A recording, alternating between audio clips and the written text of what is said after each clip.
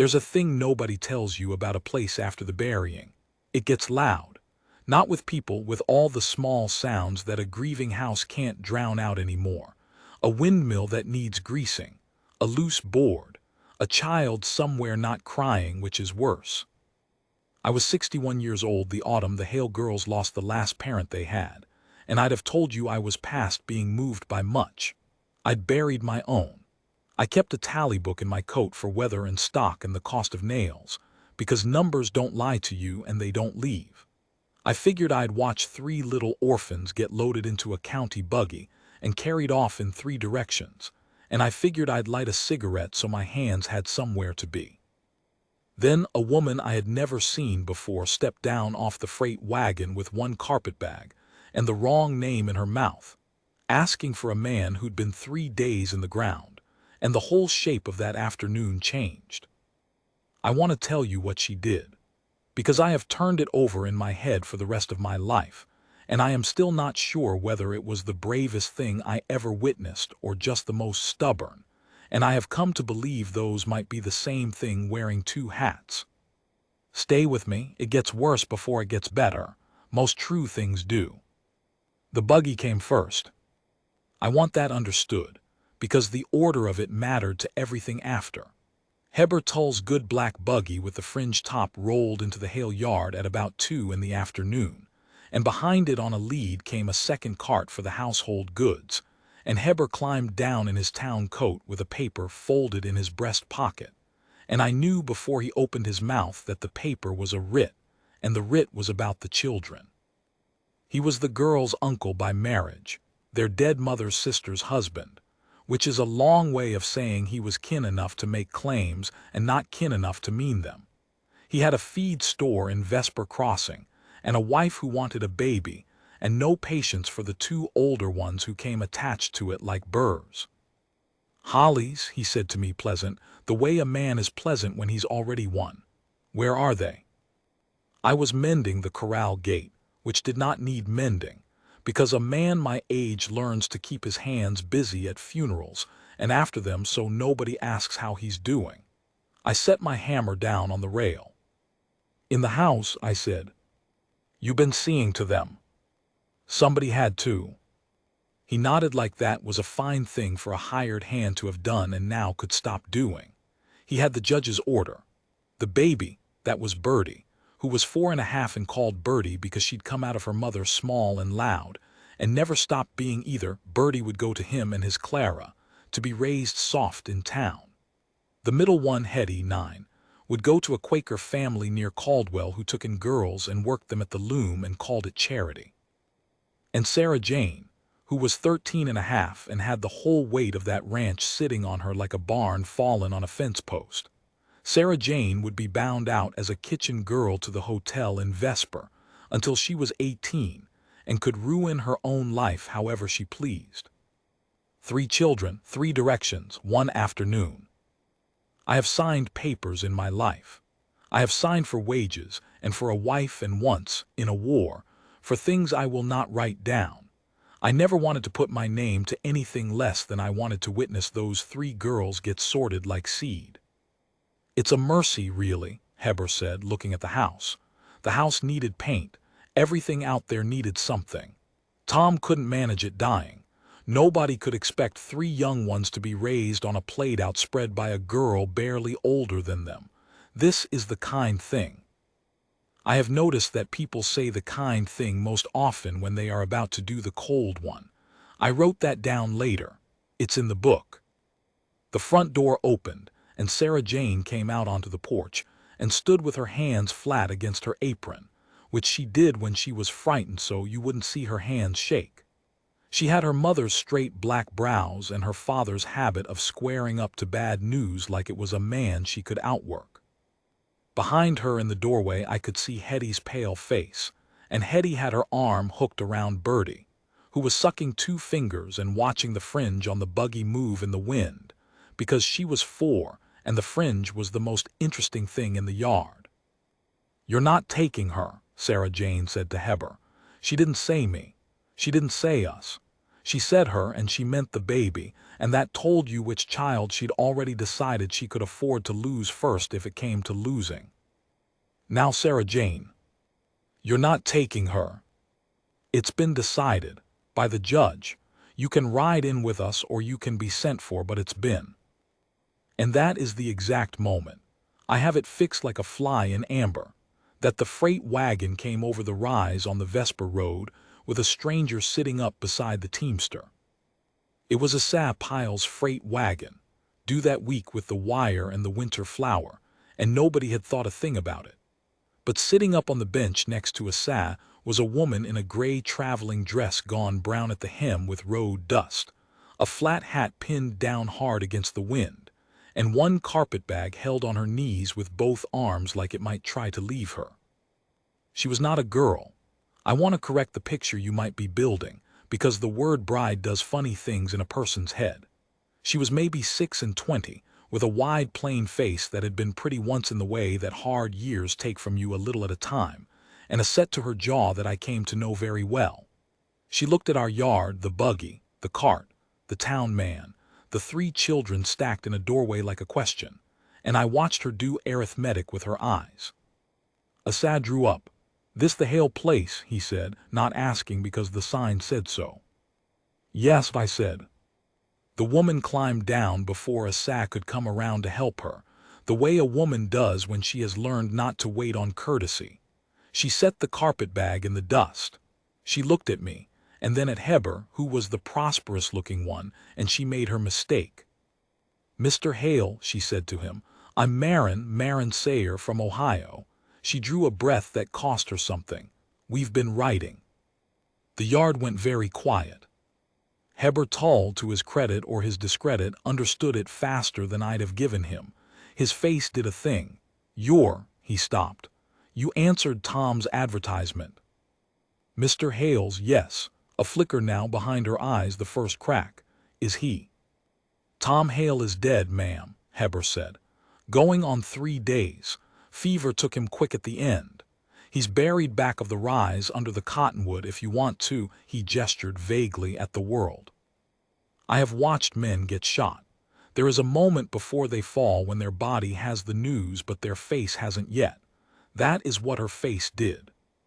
She stood in our dusty yard with her dead brown hem and her one bag, and the news that the man she had crossed half a country to marry, a man she had never met, a man she had agreed to lie down beside and bear children for and keep house for, sight unseen, because that was the bargain on the table for a woman alone and out of choices. That man was 3 days under a cottonwood, and she was standing in his yard, and she was no one's anything. She didn't cry, I marked that. She put one hand up to the bench of the wagon to steady herself, and she breathed, and then she did the thing. She looked at the children. I should tell you about Tom's letter, because Marin told me about it later, on a porch step, the way people tell you things at the ends of long days. Tom Hale had known he was dying. The wasting cough had been in him a year, and after his Alina passed, that was the girl's mother gone 2 winters back of the same lung sickness or its cousin, Tom had looked at his 3 daughters and done the only desperate sum a dying man can do. He placed an advertisement in a marriage paper that circulated back east. Widower, established ranch, 3 daughters, seeks healthy Christian woman of good character for matrimony and motherhood. Affection possible. Honesty required. That last line was his. Honesty required. Marin said it was why she'd answered his and not the others, because the others promised the moon and his promised only that he wouldn't lie to her. She'd been a long time among people who lied to her. She told me she'd read that line in a boarding house in Cincinnati, with her last dollars going to rent, and a man she will not name having recently taught her exactly what a woman's word was worth in a courtroom, and she had thought, here is a stranger who will at least not lie. He had written her 4 letters. In the 3rd he told her about the girls by name. Sarah Jane, who could read better than him and was angry at God. Hetty, who had stopped talking the day her mother died and had not started again. And the baby, Bertie, who did not remember her mother at all, which Tom wrote was the worst of it, and the only mercy of it both. In the fourth letter he told her he was sick. He told her honestly that she might arrive to a sick man or to no man at all. He told her the ranch was mortgaged and the land was hard and he could not in conscience promise her an easy life or even a long marriage. And then he wrote, and Marin had the letter in the carpetbag, soft at the folds from reading, "But if you come, you will not be coming to me only. You will be coming to them. Whatever happens to me, they will still be here. Come for them if you cannot come for me. Come for them." She had thought he was being humble, a dying man's flourish. She had not understood, in Ohio, that she was being asked to inherit 3 living children from a man she'd never touch. She understood it now, standing in the yard, 3 days too late for the marriage and right on time for everything else. "These are his girls," she said. It wasn't a question. "They are," Heber said, "and they're spoken for. The county's seen to their placing. It's all in order." He patted the paper in his coat like you'd pat a dog. "You've had a wasted trip, miss, and I'm sorry for it, I am. There's the eastbound through Vesper on Thursday. I'd be happy to stand you the fare back as a Christian." "Placing," Marin said. "Ma'am." "You said placing." She was looking at the children now and not at him at all. At Sarah Jane on the porch with her flat, scared hands, at Hetty's white face, at Bertie, who had finally lost interest in the fringe and was looking back at the strange woman with the frank, rude stare of the very young. Placed where? Sarah Jane answered before Heber could. Sarah Jane, who had not spoken to a single stranger in 3 days except to say no, looked at this brown-hemmed woman who'd come to marry her dead father, and something in her, I don't know what, I have wondered for 40 years, decided to gamble. "He's taking the baby to town," Sarah Jane said, fast, flat, all in a rush before her nerve went. "And sending Hetty to the loom folks at Caldwell and binding me out to the hotel. 3 places. He's doing it today. He's got the paper." "Sarah Jane," Heber said sharp. "It's true, and you know it's true." "Sarah Jane, that is enough. You're splitting us up." The girl's voice cracked right down the middle, the way 13 does, child and woman both falling out of the same throat. Mama said keep them together. Mama said whatever happens, Sarah Jane, you keep your sisters together, and I can't, I tried, And Hetty, in the doorway, silent Hetty, who had not made a sound in 2 winters. Hetty pressed her face into her big sister's back, and her shoulders started to shake. No noise to it, just the shaking, which somehow was the loudest thing in the yard. I picked my hammer back up. I will be honest with you. I picked it up because I had got it into my head that I might use it on Heber Tull, and a man wants his hands occupied at such a moment. I didn't have to. Marin Sayer crossed the yard. She did it slow, and she did it like a woman walking up to a horse that's been beaten, not at the children, off to the side, giving them room, keeping her hands where they could be seen. She went up the 2 porch steps and she did not touch them. She crouched down so her plain face was below Sarah Jane's, below even Hetty's, down at Bertie's level, down in the dust at the bottom of the conversation where nobody ever bothers to go. "Hello," she said to Bertie. Bertie took her fingers out of her mouth. "Hello," she said. "My name is Marin." "Is it?" said Bertie, Mon. "It is. I came a long way on a wagon." "Did the wagon," said Bertie, "have a horse?" "2 horses." Bertie considered this, and found it acceptable, and put her fingers back in her mouth. Over the baby's head, Marin looked up at Sarah Jane. And I watched a woman who had just lost everything. She'd crossed a country for make a decision that no one was making her make, that cost her more than the trip, that the law was actively standing in the yard to prevent. "Your father wrote to me," Marin said to Sarah Jane, quiet just for the porch, 4 letters. "He told me your names before he told me anything about the land or the money. He said he wrote it down. I have it. He said come for them if you can't come for me." Her voice did a small thing and she let it. "I thought I knew what that meant. I didn't. I do now." "You don't even know us," Sarah Jane said. But she said it like a child who wants very badly to be argued with. "No," Marin agreed. "I don't. And you don't know me, and I'm a stranger in a dusty dress, and I have $11 in a bag, and that man over there has a paper from a judge, and by every sensible measure I should get back on Mr. Pyle's wagon and go home." She paused. "Except I don't have a home, so I'm afraid you're rather stuck with me trying." Heber had come up behind her by then. "This is highly irregular," he said. "Miss, you've no standing here, no claim. You and Tom Hale were never married. In the eyes of the law, you're a—" "What's the baby's name?" Marin asked him, not turning around. "I beg pardon." "The baby you're taking to town to raise as your own. What's her name?" "Silence." "Her name is Birdie," Marin said. "Short for Roberta, after the grandmother, which I know because her father wrote it to me in a letter you never read. And the middle one is Hetty, Henrietta, who stopped speaking the day her mother died and will start again when she has a reason to, and not one day before. And this is Sarah Jane, who has been doing a grown woman's job since she was 11 and is so tired she can barely stand, which I know because I have been her, sir, in a different yard a long way from here." She stood up now finally and turned, and she was a head shorter than Heber Tull, and it did not matter at all. "You have a paper. I understand. Papers can be answered. So before you load these children into your buggy, you should know I intend to answer it. And I intend to make as much noise doing it as one penniless woman can make in a small county. And I have found that one penniless woman who has stopped caring what people think of her can make a very great deal of noise. I have been at this a long time, and I have never seen a man's certainty come off him as fast as Heber Tull's did then. He looked at her.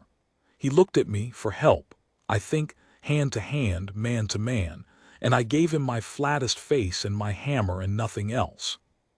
'You can't keep them,' he said, but it had gone weak. 'You've no money, no husband, no.' 'I have a roof,' Marin said, 'and I have my 2 hands, and I have, as it turns out, until Thursday, when you say there's an eastbound I'm meant to be on. So let's say I have until Thursday to find out what I have. And until Thursday, that baby sleeps in this house, in her own bed, with her sisters down the hall. After Thursday, we can all do as the judge says.' It was nothing. It was 3 days. It was a stay of execution and not a pardon, and everybody in that yard above the age of 9 knew it. But Bertie took her fingers out of her mouth again and reached up, and put her small hand flat against the brown, dusty hem of Marin Sayer's skirt, just held a fistful of the fabric, the way the very young will grab the nearest big safe thing, and Marin looked down at that. And that, finally, was the thing that broke her. She did not make a sound either. She had that in common with Hetty. The tears just came down her plain wide face while she stood very straight and let a 4-year-old hold onto her skirt, and Heber Tull got back in his good black buggy, because there are some yards a man knows to leave, and I went and unhitched the household goods cart so nothing would be carried off before Thursday, and the windmill turned, and somewhere a board was loose, and it was the loudest quiet I ever stood in. That night I wrote in my tally book, Oct 9, cold coming. Mended gate didn't need it. A woman came for a dead man and stayed for his children. 3 days to keep them. Long odds. I have a confession about that entry. I underlined long odds twice.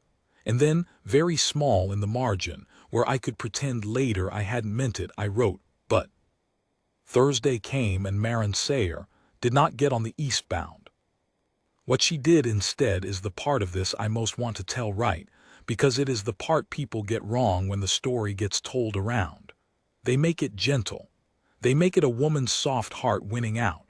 It was not soft, and it did not win, not that weak, not cleanly, not the way you'd want. She went to war with a county, and she did it the only way a woman with $11 could, with paper and patience, and a kind of stubbornness so total it stopped looking like courage and started looking like a wall. First she went to the judge. This was a man named Pleasant, Judge Orrin Pleasant, which is the kind of name God gives a man as a private joke, because Orrin Pleasant had a face like a closed ledger, and a habit of being right that had curdled, over 30 years on a frontier bench, into a habit of not listening. I drove Marin into Vesper Crossing on the Wednesday in the buckboard, because she'd asked me to and because I had stopped, somewhere around Tuesday, being able to pretend this wasn't my business too. She'd spent Tuesday night at the Hale kitchen table with Tom's letters, and a stub of pencil and Sarah Jane reading the law book Tom had kept for filing his claim. The two of them, the bride and the eldest, heads bent over it like a pair of scholars, and Hetty asleep against Sarah Jane's side, and Bertie asleep in Marin's lap, because Bertie had decided on the very first night that Marin's lap was hers now, and there would be no discussion. I'd sat in the corner whittling, and not sleeping and watching the lamp burn down, and thinking thoughts about my own lost girl that I will keep to myself. What Marin found in the law book, with Sarah Jane's help, was this. The county could place orphan minors, yes. But the county preferred, the word was right there, preferred to keep siblings together where a fit guardian could be found, and the county preferred a guardian who could show means of support and a stable home. Heber Tull had means and a home, but he was splitting them 3 ways for his own convenience. Marin had no means and an unstable home, but she would keep them whole. It was a thin thread, but it was a thread, and Marin Sayer was a woman who had learned to climb down a well on thinner. Judge Pleasant heard her out in his front room on Wednesday. I waited on the porch with my hat in my hands. I could hear most of it. He told her, not unkindly, that the law admired her sentiment and could not be moved by it. He told her a single unmarried woman of no fixed means and no local standing was not a guardian the court could responsibly approve, and that her lack of marriage to the deceased left her, in law, a stranger to these children. He told her Mr. Tull was respectable and solvent and willing. Willing to take the baby, Marin said. Willing to take the one he can raise, and to see the others decently placed.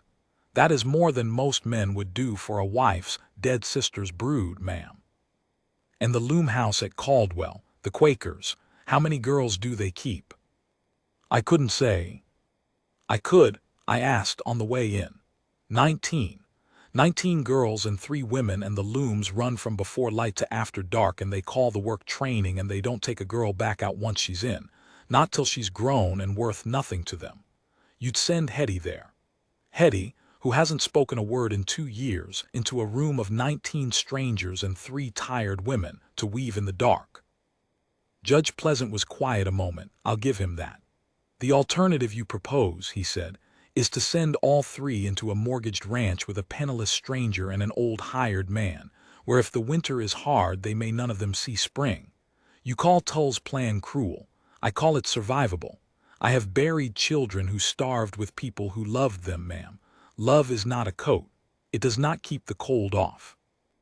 And there I heard Marin Sayer have no answer, because it was true and she was honest, and she had said honesty was the thing that brought her, and she could not pretend the ranch was safe. It wasn't. I knew the books. We were one bad winter from nothing. She came out onto the porch white-faced, and we drove home in the dark not talking, and that was the lowest I saw her. Lower than the yard. In the yard she'd had 3 days and a fight. Now she'd had the fight, and the fight had a point, and she didn't have an answer to it. Here is the morally heavy thing, and I am going to lay it out plain because softening it would be a lie and she'd hate me for it. There was a man.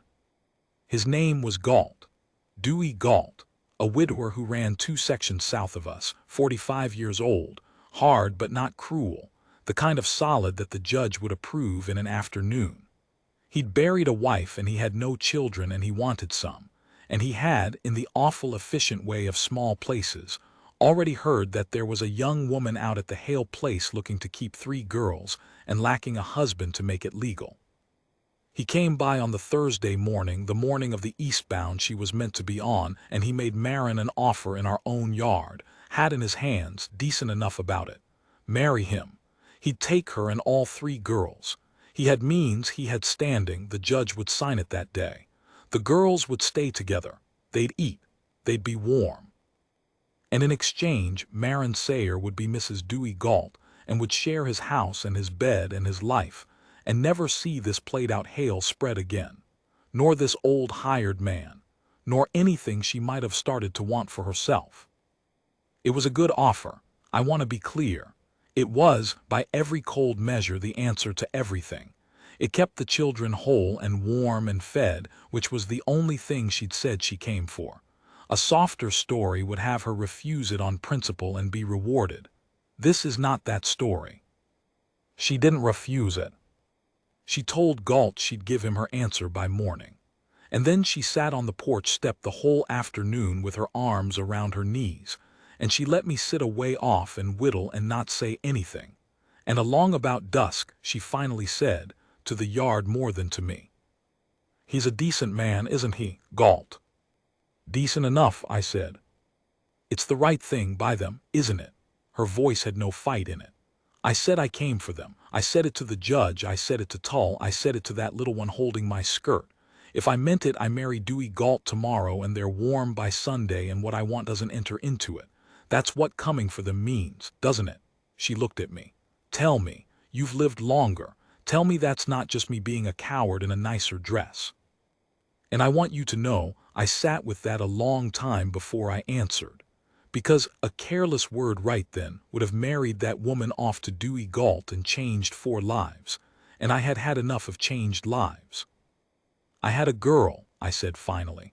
I hadn't said it out loud in 11 years. "Daughter, she'd be near your age, her and her mother both, the diphtheria the same week back in '74. Marin went still. "I'm not telling you for sorrow. I'm telling you because I have had 11 years to think about what I'd have done different, and it's this. I'd have stopped doing the survivable thing and started doing the true one a great deal sooner. My wife wanted to leave that country before the sickness came through. I said let's get through one more winter. Survivable. I chose survivable over true, and I have buried both of them and survived just fine, 12 years and counting, and I would trade every one of those surviving years for one true one." I set the whittling down. "Galt's offer is survivable. You marry him and them girls live and you go quiet inside for 30 years and that's survivable. I'm not the one to tell you it's wrong. I'm just the one old enough to tell you it costs more than the judge thinks it does." She didn't say anything for a while.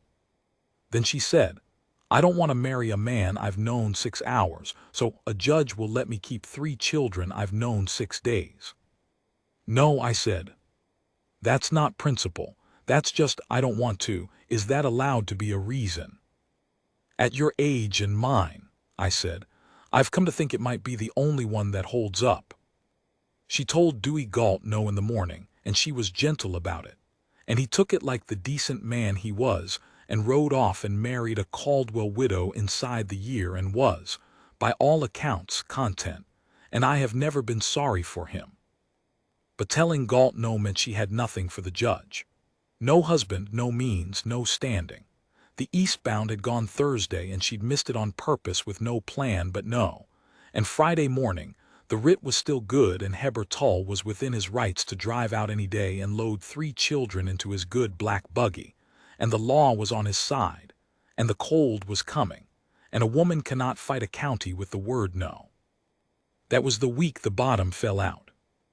I'll go quick through the bad part, because dwelling on it serves nobody, but you have to have it or the rest doesn't land. Heber came back Saturday with the deputy. Legal, proper, the writ in hand. He'd been patient enough. Now he'd be done. The deputy was a young fellow named Cruz who plainly hated the work and did it anyway, which is most of the law most places. They came to take Bertie to town that day as the first of the 3. And Bertie, who had spent 6 days deciding Marin's lap was the safest place in the world, Bertie understood enough to know strangers in a buggy meant going. And she did the thing 4-year-olds do, which is not weep prettily but come completely apart, rigid and screaming and clawing. And she grabbed 2 fistfuls of Marin's skirt the way she had the first day and would not be pried loose. And the deputy Cruz stood there with his hat in his hands going gray in the face. And Heber said, "For God's sake, Cruz, do your job," and Sarah Jane was screaming. And I had my hand on a thing I should not have had my hand on. And Hetty spoke. 2 years of silence. The whole loud yard.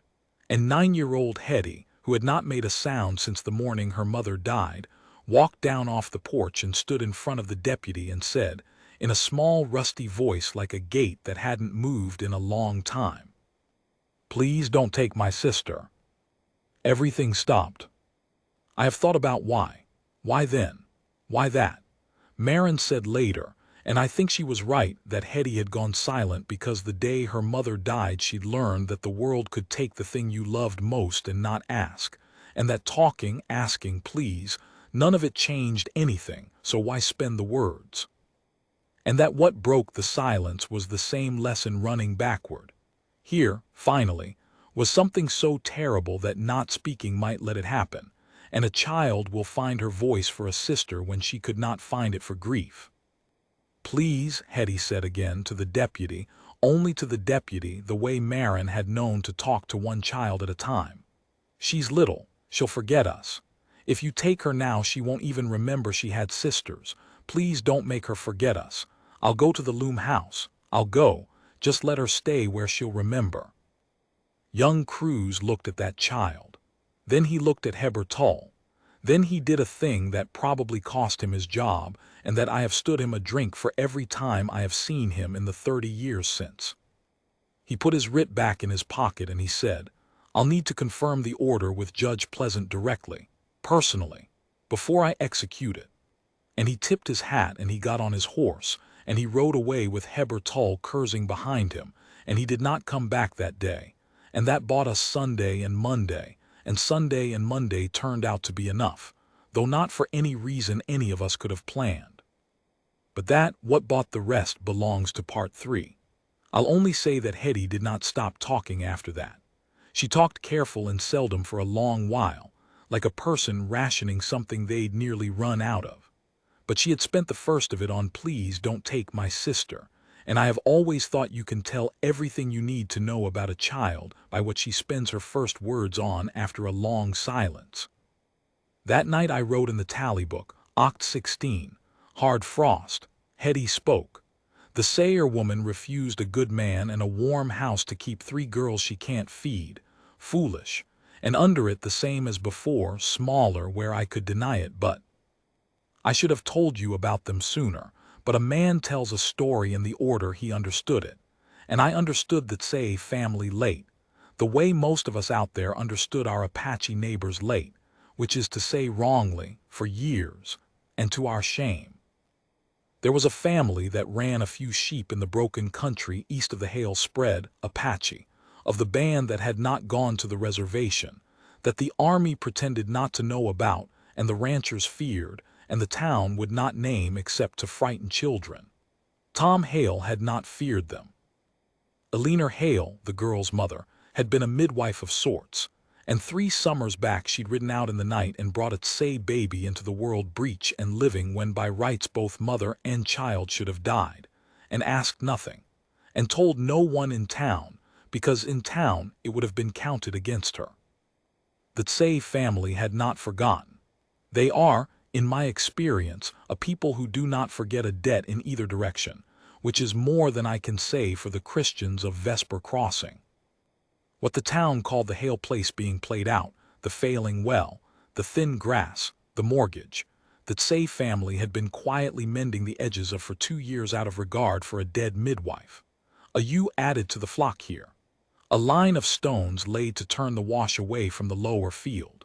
Things you'd not notice unless you knew the land like I did and wondered why it was failing slower than it ought. On that Sunday, the Sunday the deputy had bought us, an old woman came down off the eastern rise on a gray mule with a younger man walking beside her, openly, in daylight, which I had never seen, because they did not come down in daylight, it was not safe for them. The old woman was the grandmother of the band, the matriarch, and the younger man was the very baby Eleanor Hale had saved, grown to 17, and walking his grandmother to the Hale door because she had asked him to, and you did not refuse her. Marin met them in the yard. She did not know to be afraid the way a town woman would have been. She'd never learned that particular fear, which I have come to think was a kind of grace in her. The old woman looked at her a long time. Then she looked at the 3 girls in the doorway, Eleanor's 3 girls, and she said something, and the young man translated, and what she said was this: "You are keeping them together." "I'm trying," Marin said. "I'm losing." The old woman nodded slowly, like that was an answer she'd expected and didn't think much of. Then, through the young man, she told Marin a thing the whole town had managed not to tell her, because the town would rather lose 3 white children to a workhouse than be saved an embarrassment by an Apache grandmother. The Hale land had water. Not the failing well in the yard. There was a spring, a real one in the broken country to the east, on a corner of the Hale claim that Tom had filed and never worked because he was dying, and Alina had never spoken of, because keeping it quiet kept the Tsay family's sheep watered and unmolested, which had been the arrangement, the quiet, decent arrangement between a midwife and a band, that the town knew nothing of. That spring made the lower 40 worth 4 times what the bank had it down for. A man who knew it was there, a guardian who could show the court a spring-fed property with real value, real means, a future, would have means of support and a stable home, which were the exact words in the exact law book Sarah Jane had read aloud at the kitchen table. The old woman had come to give Marin the spring. Not the land, she could not give what wasn't hers, but the knowing of it, which Tom had carried unwritten to his grave and Alina before him. She gave it freely. She said, through her grandson, that Alina Hale's daughters would not be scattered while there was a Tsay alive who remembered being born, and that she had thought the white law cared about water and means, and here was water, and let the white law choke on it. I have wished since that the law had been moved by Hetty's voice or Marin's stubbornness or plain mercy. It wasn't. The law was moved by the appraised value of a spring it had not known was there, which Judge Pleasant confirmed on Monday with the survey, and which turned a penniless unmarried stranger into a woman of demonstrable means and stable property inside a single afternoon, and which let him sign, relieved, I think, glad to be let off the cruelty by a technicality, because he was not a wicked man, only a tired one, let him sign Marin Sayer as guardian of all 3 Hale girls together. That very week, the writ to Heber Tull dissolved, the buggy never to come again. The law saved them for the price of a spring. The grandmother saved them for the price of nothing, for a debt 20 years old, paid in full to a dead woman who never asked. I have never once let the first version be told in my hearing without telling the second. I'll not pretend everything after was easy. It wasn't. It was a hard country and a thin spread even with the spring, and there were winters that bit. And Marin Sayer never did get rich nor even comfortable, and she stayed unmarried for 6 years out of plain bullheadedness before she married, and this part I do enjoy, before she married me. I'll get to that. It's not what you think, and it's exactly what you think. Sarah Jane got her childhood back, or as much of it as 13 going on 40 can get back. She put down the weight she'd been carrying since she was 11, and she got to be a girl who was sometimes silly, and sometimes lazy, and once, gloriously, snuck out to a dance in Vesper, and came home at dawn to find Marin waiting up not with a strap but with coffee and questions, and the 2 of them laughed at the kitchen table while I pretended to sleep. She married a surveyor at 20 and named her first girl Alina and her second Marin, and never named one for me. And that's right. That's how it should be. A man doesn't need a granddaughter named after him to know what he was to her. Hetty stayed careful with her words her whole life. She became a person who said few things and meant all of them, which made the things she said worth waiting for. She taught school. She married late and happily.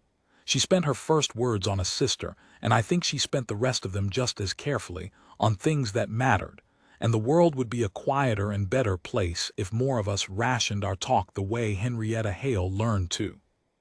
Bertie Roberta, who would not remember her mother and barely remembered her father, grew up remembering only Marin, calling only Marin Mama, which Marin let her do and never corrected, though she'd say to me sometimes in the dark that she felt like a thief, that the real mother was under the cottonwood and here was Marin wearing the name. I told her she hadn't stolen it. I told her she'd answered it. Come for them if you can't come for me. She came. She answered. The name was wages, not theft. She never quite believed me, but she let me say it. The marrying of us I'll tell quick, because Marin would box my ears for making a romance of it, and she'd be right. It was the 6th winter. The girls were mostly raised. I'd long since stopped being the hired man and become the fixture, the one who'd stayed, the one who carried Bertie on his shoulders and taught Sarah Jane to shoot and sat up with Hetty the bad nights when the not talking tried to come back. I'd never said a word to Marin about anything, being old enough and burned enough to think that ship had not just sailed, but sunk with all hands a decade back in another country with another woman and a daughter in the ground. It was Hetty in the end. Of course it was Hetty. She came to me by the woodpile one evening, careful with her words as ever, and she said, "You love her." I didn't say anything, which she took for the answer it was. "And she's not going to say anything," Hetty went on, "because she thinks she's too old and too plain and too used up, which is the stupidest thing a smart woman ever believed. And you're not going to say anything because you think your life ended in '74. She looked at me. 9-year-old who'd spent her first words on a sister, grown now into a woman who spent them on me. It didn't. It just got interrupted. I'd know. I went quiet for 2 years and everybody thought I was finished, and I wasn't. I was just waiting for something worth talking about. She put a stick of wood in my arms. "She's worth talking about, so go on." So I went on. "I'll not give you the words," I said, "because they were clumsy and they were mine and they're not for telling. I'll give you hers, which I have kept exactly. She heard me out, this woman who'd refused a warm house and a decent man to keep 3 girls she couldn't feed, and she was quiet a while, and then she said, 'I came west to marry a stranger I'd never met because I was out of choices and out of hope. I never once thought I'd get to marry someone I'd watched carry my bobbies on his shoulders for 6 years and choose anyway. That's not a thing I let myself want. You'll have to give me a minute to find out if I'm allowed to have it.' I gave her the minute. She came back from it with a yes. She's gone now. I'll tell you that plain because she'd want it plain. Marin died 2 springs ago, old in her own bed, in the house she would not let Heber Tull empty, with 3 grown women and a clutch of grandchildren and 1 old man around her. And the last thing she did with her face was the thing she did in the yard the very first day. She looked at the children. All of them, counting them, keeping them together one more time with her eyes. We buried her under the cottonwood, next to a leaner, next to Tom, which she'd asked for. Sarah Jane thought it strange, her wanting to lie by the man she never married and the woman whose children she raised. I didn't think it strange at all. Tom Hale had written come for them. Eleanor Hale had birthed a debt 20 years deep that came back as a spring in the broken country. The 3 of them under that tree had passed those girls hand to hand across 2 deaths and a county's worth of cold law, and it was right that they should lie together. The mother who started it, and the father who feared he couldn't finish it, and the stranger who answered the letter and stayed. I go out there in the evening still. I take my tally book out of habit, though I've nothing left to count but years and I've stopped wanting to. I read back through the old one sometimes. The first one. I find the entry from that October day, the long odds day, and I look at the small word I wrote in the margin where I could deny it. But I never did finish that sentence. 40 years and I never finished it. I think I'll leave it. I think that's the truest thing in the whole book, a hard old man who'd buried his own writing long odds, and then writing and not knowing yet, not letting himself know, what came after.